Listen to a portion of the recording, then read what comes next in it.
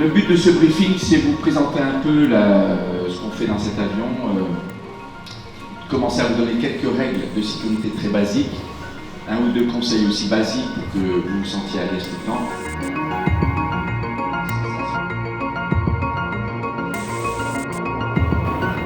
Une parabole zen qui est prévue, parce que c'est très sympa de se transformer en maître yogi et de se laisser flotter comme ceci. C'est une des meilleures façons d'apprécier l'impesanteur, de ne rien faire.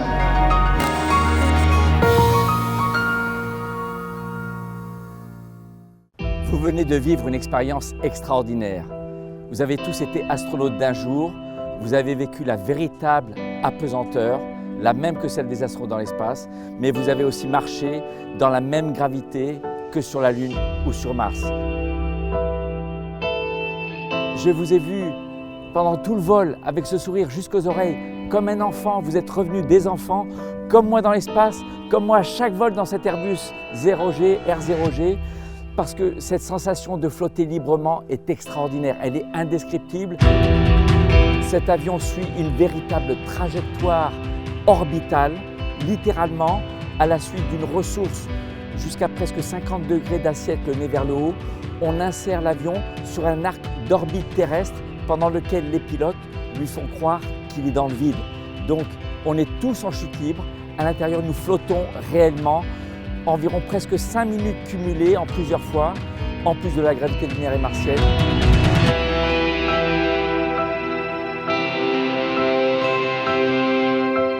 De retour chez vous, vous serez les meilleurs ambassadeurs pour raconter votre expérience à vos proches, à vos voisins, à vos collègues, à vos amis, leur expliquer ce qu'est la véritable apesanteur et leur expliquer que cet avion, c'est avant tout un laboratoire de recherche qui sert la science dans tous les domaines. Merci encore à vous et avec plaisir pour vous revoir prochainement, être astronaute d'un jour avec moi.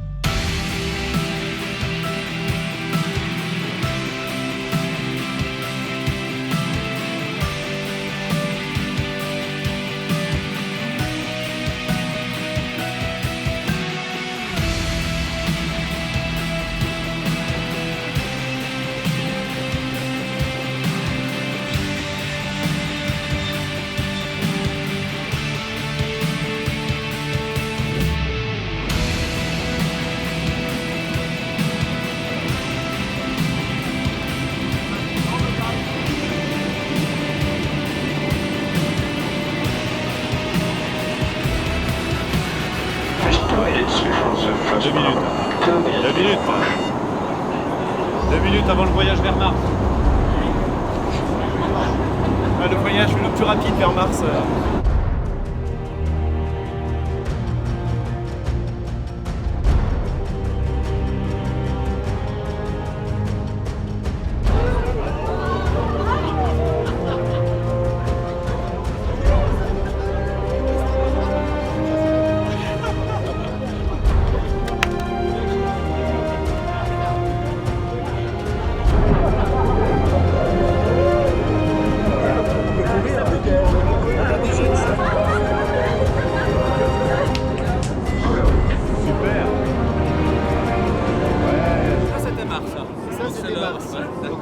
On va peser 2 fois puisqu'on va passer la 6e minute de poids sur la Lune.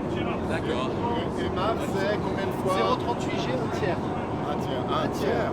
Ouais, là c'était un tiers de votre poids. La Lune, vous pouvez prendre la barre d'un bras, lever les jambes à l'équerre et faire des pull-ups. Voilà. Ça fait très costaud.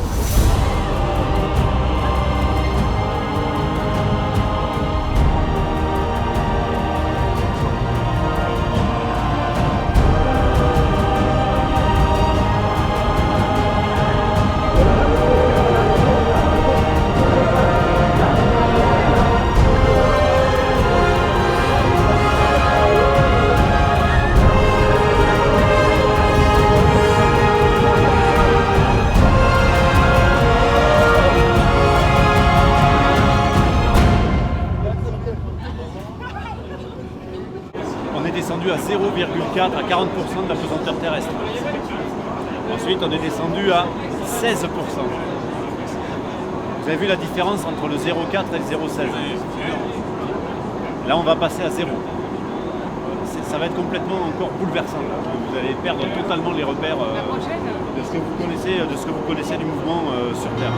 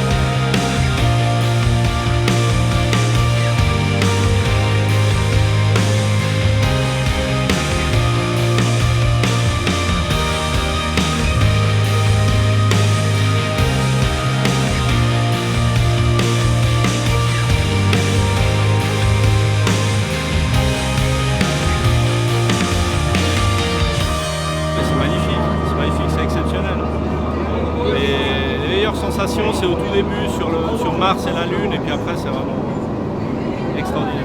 C'est assez indescriptible en fait, parce que ça tourne, des fois on veut faire quelque chose, on n'a pas le temps vraiment c'était en cours, mais il faut le vivre pour le comprendre, sinon c'est compliqué à expliquer. Ce vol fut un pied géant. C'est le premier vol que j'ai fait il y a 2 ans en arrière. Je découvrais, tout était une découverte, j'étais un peu timide, on m'a dépucelé, mais alors là c'est la jouissance totale. Absolument. Alors ma mère m'a toujours dit qu'il fallait savoir quitter le plaisir avant que le plaisir nous quitte. Mais là, le plaisir va prendre beaucoup de temps pour le quitter. C'est indescriptible, cette perte de sensation, cette sensation de perte de poids est incroyable. Une liberté totale de mouvement. Faut être délicat, c'est vraiment incroyable. Cette sensation de flotter, c'est magnifique. I really don't know how to explain it. It's something I've never felt before. It's amazing.